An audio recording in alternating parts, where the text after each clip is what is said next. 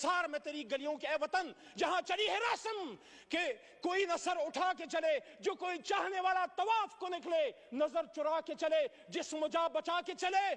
तो मैं DGI SPR साहब से पूछना चाहता हूं कि आप मुझसे कौन माफी मांगेगा? और यहां मुबारक ज़ेब आया है जिसकी बूढ़ी मां कल यहां पे आई, उसका भाई रेहान ज़ेब शहीद हुआ, उसकी बूढ़ी मां से कौन माफी मांगेगा? ये दाग दाग उजाला, ये शब गजीदा सर, ये वो सहर तो नहीं जिसका इंतजार था। कहता हूं वही बात, समझता हूं जिसे हक, मैं जहर हलाहल को कभी कह न सका कंद। अपने भी खफा मुझसे हैं, बेगानी भी ना खुश, कहता हूं वही बात, समझता हूं जिसे हक।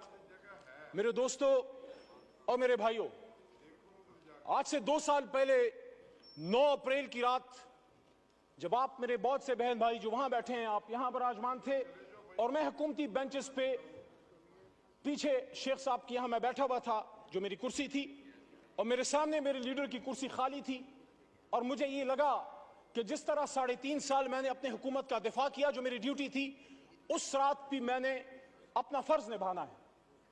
मुझे बहुत से लोगों ने पूछा बाद में पूरे पाकिस्तान में जब मैं गया हूं कि आपको इस तरफ बैठे लोगों से डर नहीं लगा? वो 170 172 थे।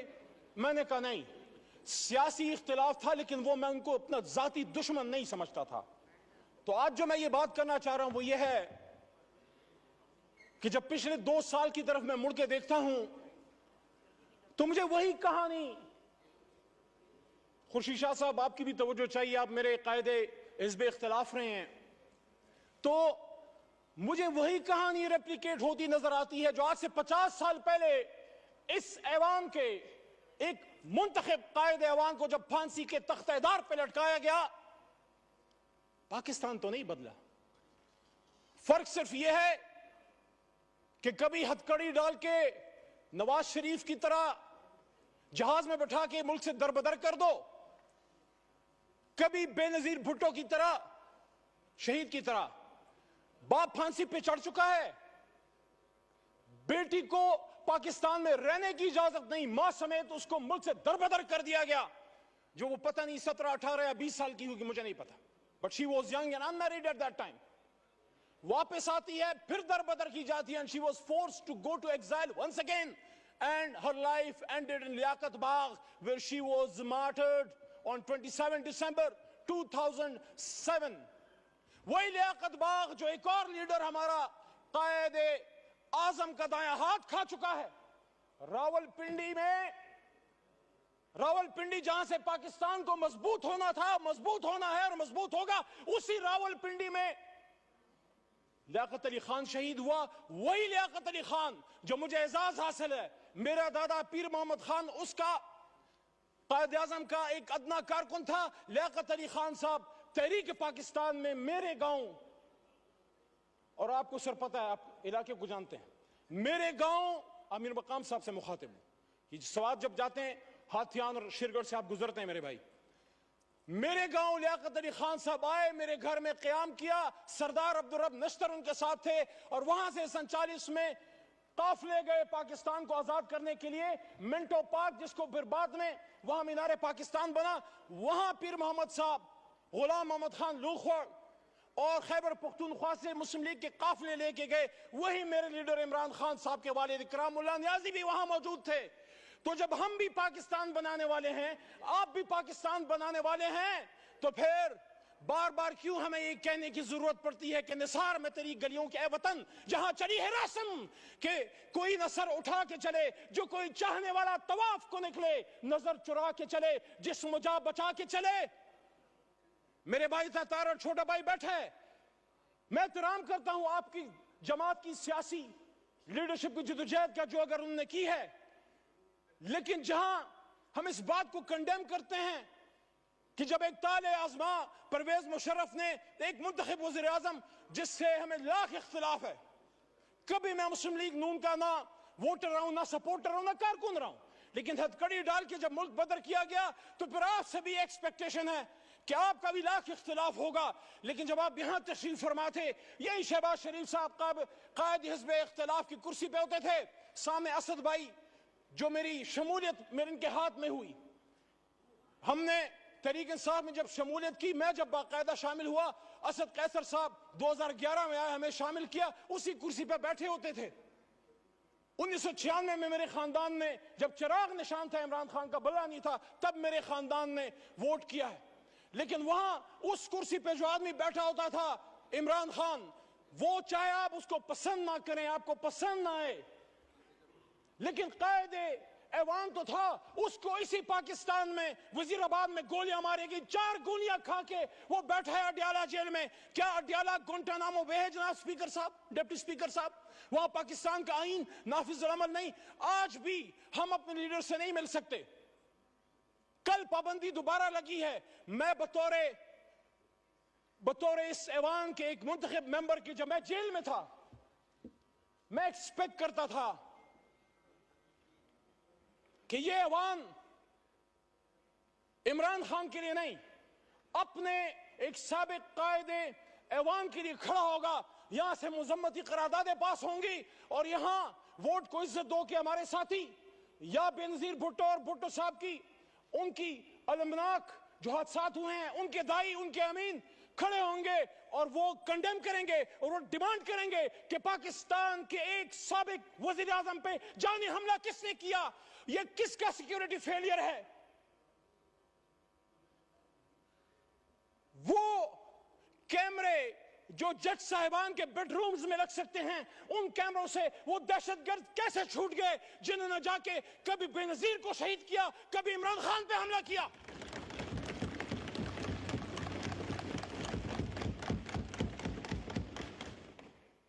पीछे कायद की तस्वीर लगा के, जनाब डिप्टी स्पीकर साहब, पाकिस्तान के मसले हल नहीं होंगे।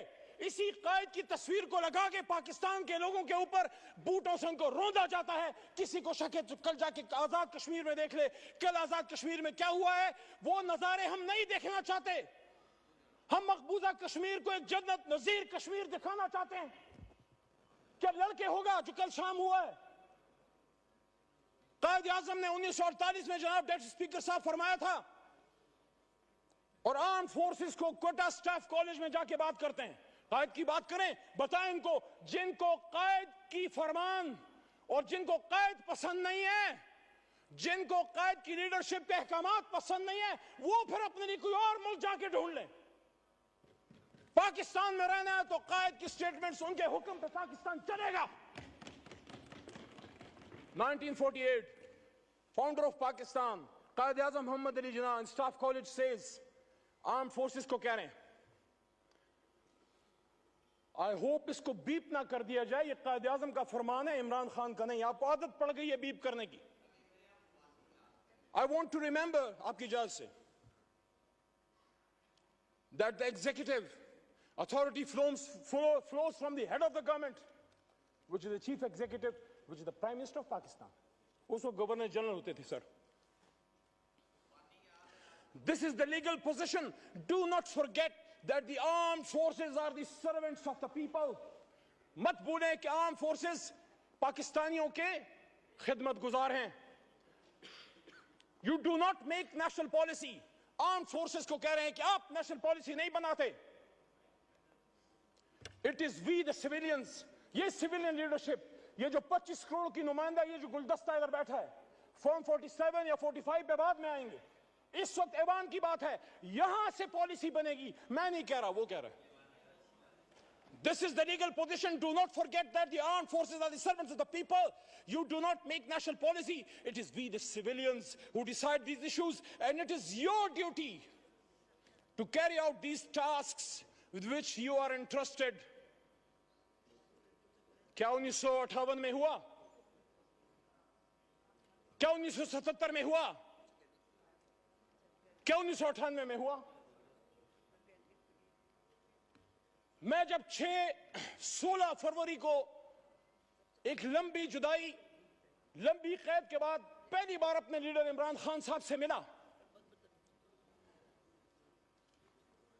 उनसे मैंने जब बात की, उन्होंने फतह मक्का मॉडल की बात की मेरे सामने जेल में, गोलियां खा के। और ये आमिर डोगर साहब, चीफ विप साहब इस बात के गवाह हैं, और हमारे साथ सरदार लतीफ खोसा साहब भी मौजूद थे, वो भी इस बात के गवाह हैं कि उन्होंने कहा कि जिस तरह हुजूर सल्लल्लाहु अलैहि वसल्लम की फरमूदात पे गैर मुस्लिमों ने अमल किया। फिर उन्होंने एग्जाम्पल दी नेल्सन मंडेला की ट्रुथ एंड रिकंसिलिएशन कमीशन की कि उन्होंने सच बोल के पाकिस्तान को ठीक कर, अपने मुल्क को ठीक कर दिया। उन्होंने कहा मैं जाती इंतकाम पे बिलीव नहीं करता, जाती इंतकाम नहीं लूंगा। हां, जिसने कोई जुल्म किया है अदालत जाने और कानून, लेकिन सियासी इंतकाम नहीं। लेकिन सच बोलेंगे तो ट्रुथ एंड रिकंसिलिएशन कमीशन बनेगा। ये जो इस तरफ से वज़ीर आज़म के मुशीर, हालांकि उनको हम वज़ीर आज़म हमारा उसूली मौक़िफ़ नहीं मानते, लेकिन एक उनकी तरफ से दावत आई है राना सनाउल्लाह साहब की तरफ से मुज़ाकरात की, आसिफ जरदारी साहब की तरफ से भी दावत आई मुज़ाकरात की। मैं आज तहरीक इंसाफ की तरफ से ये बात यहां रखना चाहता हूं कि कब इमरान खान साहब ने मुज़ाकरात से इनकार किया, 5 अगस्त को जब गिरफ्तार हो रहे थे, जब उनको उठाया जा रहा था, तो मेरे जनाब डिप्टी स्पीकर साहब उन्होंने उस दिन भी कहा कि हम सबसे बात करने के लिए तैयार हैं, लेकिन बात की नुकात क्या होंगे? क्या हम सच पे आएंगे? क्या हम सच बोलेंगे? क्या हम सच बोलेंगे? ट्रुथ एंड रिकंसिलिएशन कमीशन के लिए सच्चाई जो है वो पहली शर्त है। आसफा बीवी को मैं वेलकम करता हूं, ऐवान में शहीद बेनजीर भुट्टो साहिबा की साहबजादी हैं। देखिए जनाब डिप्टी स्पीकर साहब, अगर हम समझते हैं कि पाकिस्तान को ठीक होना है तो फिर हम लोगों ने फैसले करने। हमें कोई ब्रोकर, कोई डीलर, कोई शख्स हमें नहीं चाहिए जो हमें आपस में बैठाए। जब हम अपनी लड़ाई यहां से बाहर लेके जाएंगे, फिर सुप्रीम कोर्ट भी अमल में आएगी और फिर पिंडी और अपारा बहुत सी जगह और अमल में आएंगी। मेरी आपसे दरखास्त है, स्पीकर की कुर्सी इनिशिएटिव ले। हमारा सबसे पहला नुक्ता जनाब इमरान खान साहब और असीरान की रहाई है। पॉलिटिकल केसेस हैं। वो शख्स जो वजीर आजम था, अचानक उस पे कैसे 150-200 केसेस बन गए? He's a political prisoner. He's a prisoner of conscience. And I'm not defending whatever atrocities have been done to you in the past. अगर हम उस पे जाएंगे तो फिर बात हल नहीं होगी।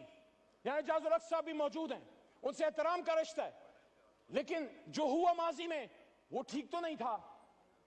अगर हम यहां अपने कर्बनाक और दर्दनाक माजी पे शर्मिंदा नहीं होंगे, सच नहीं बोलेंगे, मुल्क नहीं जाएगा आगे। जिसने माजी में गलत किया हम तो नहीं थे, हम अपने पुरखों की अच्छी बातों को याद करते हैं, गलत बातों को डिफेंड हम ना करें। मेरा दादा पीर मोहम्मद साहब 1927 का मुस्लिम लीगी था उस जमाने में, आज वाला नहीं। पाकिस्तान बनाने की तहरीक में था, उस तहरीक में जेल भी काटी। लेकिन आज मैं समझता हूं कि सच बोलने का वक्त है। जहां मुझे इस पे फख्र है कि तहरीक पाकिस्तान का कारकुन था, जना का साथी था, जेल काटी, पाकिस्तान के लिए तकलीफ उठाई, वहां जब वो फेडरल मिनिस्टर फॉर रेवेन्यू बने, मेरे ख्याल में उनको अयूब खान साहब की कैबिनेट में वजीर नहीं बनना चाहिए था। मोहम्मद अली साहब, 10 मिनट का फैसला हुआ ज़ियाउल था, हक साहब की 13 मिनट हो गए। ज़ियाउल हक साहब की शुरा में भी वो थे। आज वक्त है कि सब सच बोले। मैं समझता हूं कि मेरे दादा पीर मोहम्मद खान साहब को मरहूम ज़ियाउल हक साहब की शुरा में नहीं होना चाहिए था। एज ए डेमोक्रेट एहतराम का रिश्ता आज भी जाज साहब से है और कल भी रहेगा और इंशाल्लाह मरते दम तक रहेगा। लेकिन सच तो कोई यहां बोले। मैं जिस तरह पशेमानी का इजहार कर रहा हूं कि मेरा दादा ही वो पाकिस्तान बनाने की तरीक का सिपाही था, रेवोल्यूशनरी था, लेकिन एक गलती उनसे हुई। मैं एक्सपेक्ट करता हूं कि मेरा छोटा भाई है बिलावल साहब, चेयरमैन है तहरीक पीपल्स पार्टी का, उनके खानदान ने कीमत चुकाई है, लेकिन उनके दादा भी फॉरेन मिनिस्टर थे, जुल्फिकार अली भुट्टो साहब, अयूब खान साहब के साथ। हम सबको उन सच्चाइयों की तरफ आना पड़ेगा। बाद में उन्होंने कीमत चुकाई, जिसको हम आज अप्रिशिएट करते हैं। मैंने अपने लीडर से ज्यादा आपके लीडरान की बात की है, लेकिन आज मैं ये बात दोबारा रखना चाहता हूं कि इमरान खान साहब ने, क्या आप ये समझते हैं कि क्या सिर्फ उनकी किसी गलत पॉलिसी की वजह से इमरान खान साहब को घर भेजा गया? मैंने 2 साल पहले भी ये बात की डिप्टी स्पीकर साहब, और आज भी इस बात पे कायल हूं। जब इस ऐवान में अकेला खड़ा था, मैंने वहां ये बात की थी कि इमरान खान को इस बात की सजा दी गई है कि जिस बात की सजा हमेशा पाकिस्तान में कोई भी जो आजाद पॉलिसी बनाना चाहता है, हमसे पहले जिस भी लीडर के साथ हुआ है, आप सबको पता है कि उन्होंने पाकिस्तान की 1 इंच जमीन किसी गैर मुल्क को देने से इनकार किया। और जब यहां 2 OIC कॉन्फ्रेंसें की और जब मुस्लिम ब्लॉक की बात की, उम्मत मुस्लिमा को इकट्ठे करने की बात की, तो यहीं पे बिलावल साहब मौजूद थे। वहां से मैंने उनको बात की कि बिलावल साहब, आपके नाना ने भी मुस्लिम उम्मा को इकट्ठा किया, मेरे लिए शुक्रिया। शुक्रिया। 15 मिनट हो गए, 10 मिनट का फैसला था। माइक खोले मोहम्मद अली साहब, वाइंड अप करें। तो उस जुर्म की पादाश में आज इमरान खान साहब जेल में पड़े हुए हैं। ये दाग दाग उजाला, ये शब गजीदा सहर, ये वो सहर तो नहीं जिसका इंतजार था, ये वो सहर तो नहीं। कायद आजम ने इसलिए कुर्बानी दी थी कि आज हमारे फैसले कोई और करेंगे। और वो कौन है? रसूल सल्लल्लाहु अलैहि वसल्लम की दफा किया, पाकिस्तान का दिफा किया, आर्म फोर्सेस का दिफा किया, मसला कश्मीर का दिफा किया, फलस्तीन का दिफा किया। जब जेल में अडयाला में मुमताज कादरी साहब के सेल में, डेथ सेल में पड़ा होता था, मैं सोचता था कि क्या जुर्म करके आए हो। जब अडयाला से जेलम लेके गए, ये मेरे जेब से ये कलम ले लिया गया, ये तस्वीर ले ली गई। उन्हीं जूतों में आज आया हूं जो जूते मेरे जेल में उतार दिए गए। ये वकील का कोट मेरे बदन से उतार दिया गया। क्या मैं मुजरिम था? मैं अपने अल्हम्दुलिल्लाह इस काले कोट पे फख्र करता हूं जो पाकिस्तान बनाने वाले का कोट है। शुक्रिया। कलम की तस्लीम मत करो। पाकिस्तान शुक्रिया। शुक्रिया। शुक्रिया।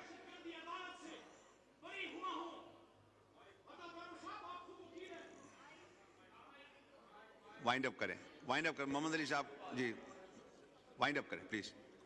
मैं दहशतगर्दी अदालत मर्दान से बरी हुआ। जब मैं अदालत में पेश हुआ, पहले तो 3 MPO था, लेकिन मेरे पे दहशतगर्दी का दफा, आर्मी एक्ट जिसकी सजा मौत है। क्या मैं दहशतगर्द हूं? क्या अली मोहम्मद दहशतगर्द है? मर्दान ने तो पाकिस्तान बनाया है, मर्दान के बेटे को दहशतगर्द बना के पेश किया। मैं उन जज साहिबान अदालत को सलाम पेश करता हूं जो किसी प्रेशर में नहीं आए। और हाई कोर्ट पेशावर के हुक्म पे मैं फिर रिलीज हुआ। तो मैं DGI SPR साहब से पूछना चाहता हूं कि आप मुझसे कौन माफी मांगेगा? और यहां मुबारक जेब आया है, जिसकी बूढ़ी मां कल यहां पे आई, उसका भाई रेहान जेब शहीद हुआ, उसकी बूढ़ी मां से कौन माफी मांगेगा? जो माफियों के चक्कर से निकले। और आओ वाइंड अप बैठते हैं, सियासी, आखिरी बात, सियासी जमातें बैठे, मसाइल का हल निकालें, वरना यही होता रहेगा। किसी चोर दरवाजे से आने की जरूरत नहीं है। पिंडी जरूर जाएं, सिरी पाए खाने जाएं, गेट नंबर 4 से परहेज करें। आए तो अवाम की ताकत से आए, फॉर्म 47 पे ना आए। और जब भी आए, जब अवाम आपके पीछे होगी, पाकिस्तान आपके पीछे होगा, अल्लाह आपके पीछे होगा। और इसी बात के साथ जो मैंने 2 साल पहले की थी कि वकुल जाल हक़ व ज़ाक़ल बातिल इन्नल बातिल कान ज़हूक़ा, और कह दीजिए ए मेरे हबीब कि जब हक आता है तो बातिल मिटता है, और बातिल तो है ही मिटने के लिए। पाकिस्तान जिंदाबाद, पाकिस्तान की जमहूरियत जिंदाबाद।